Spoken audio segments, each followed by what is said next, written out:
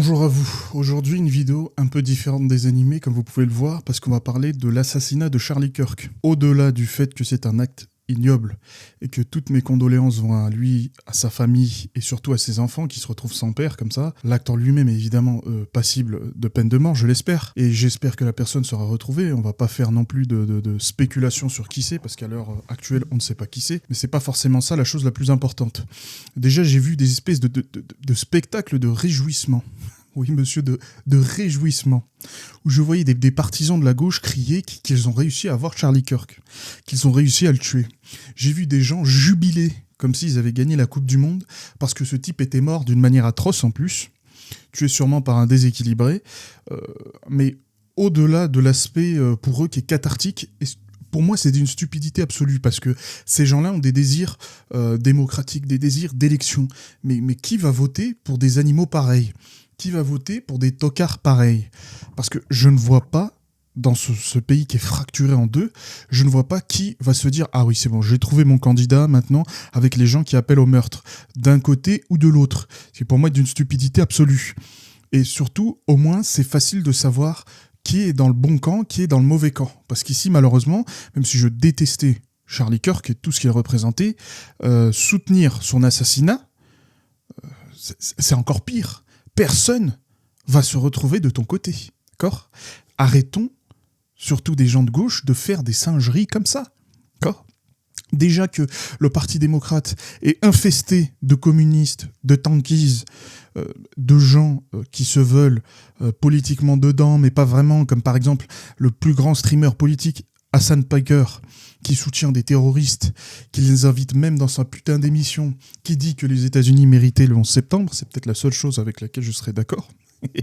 Oh là là, mais attendez, regardez une image. Hamas Piker, le sympathisant du terrorisme, avec Jean-Luc Mélenchon. Eh ben, c'est qu'ils se sont bien retrouvés. Bon, ça doit être une simple coïncidence, hein. On va en rester là. D'accord ? C'est leur problème. Mais le point le plus important, c'est même pas son assassinat. C'est surtout, mais qu'est-ce qu'on en a à foutre en France que des Américains meurent, que les Américains s'entretuent? Qu'est-ce qu'on s'en bat les couilles de ça? Pourquoi on en parle comme si ça nous concernait? Pourquoi on en parle comme si on avait intégré de manière intérieure qu'on était des vassals des États-Unis et que leurs affaires de merde nous concernaient? Alors si c'est Donald Trump qui met des tarifs douaniers, oui je veux bien, ça nous concerne.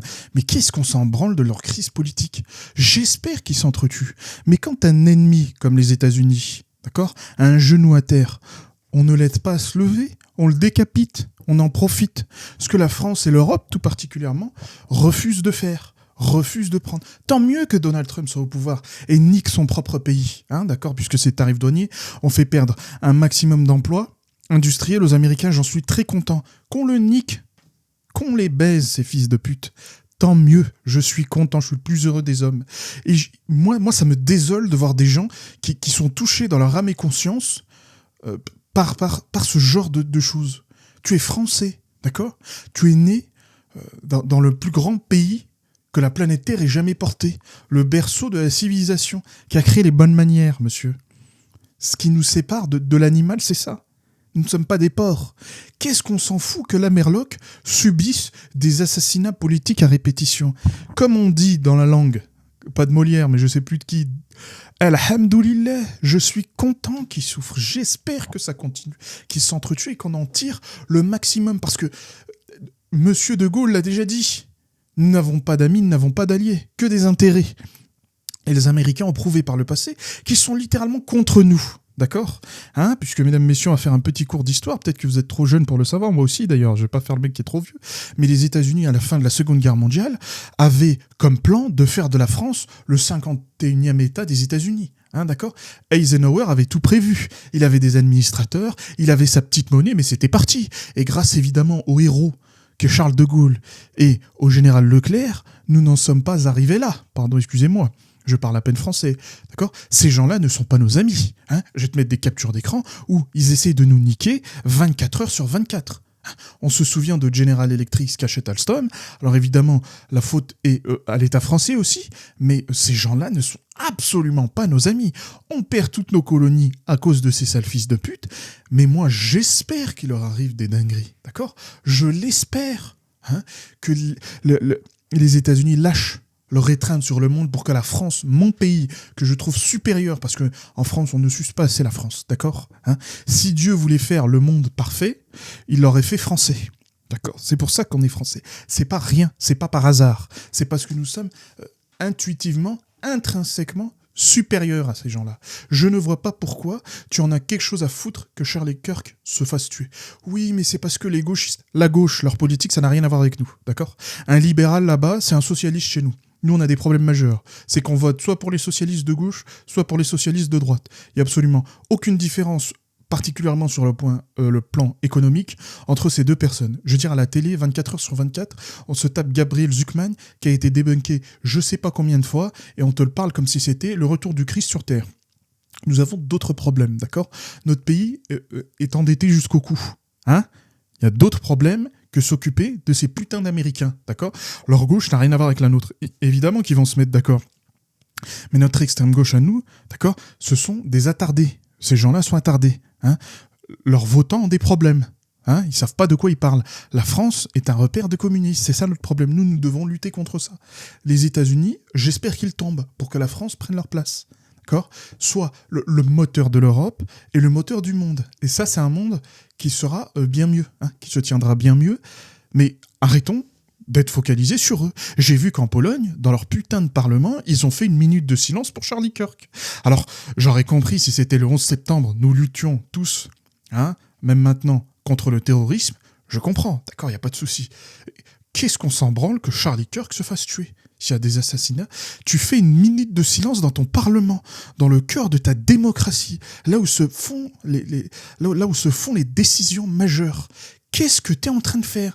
Vous avez survécu, résisté aux Allemands à Varsovie pendant des semaines, pendant que nous avions capitulé, les Polonais, et vous poignez le genou comme un vulgaire vassal des États-Unis.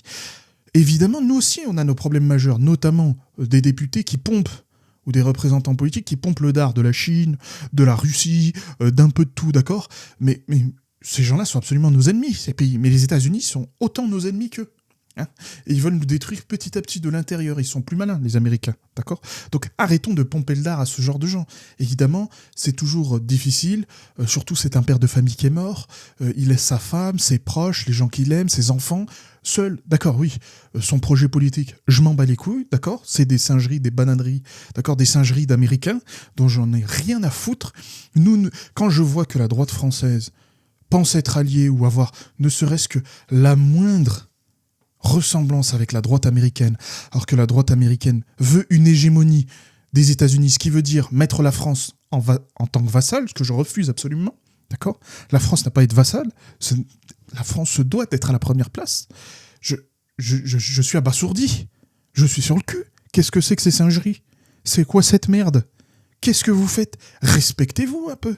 Si la merloc veut mourir et s'entretuer, nous on l'aide. On le pousse de sa chaise, si la corde est autour de son cou. On l'aide à charger le fusil, d'accord ?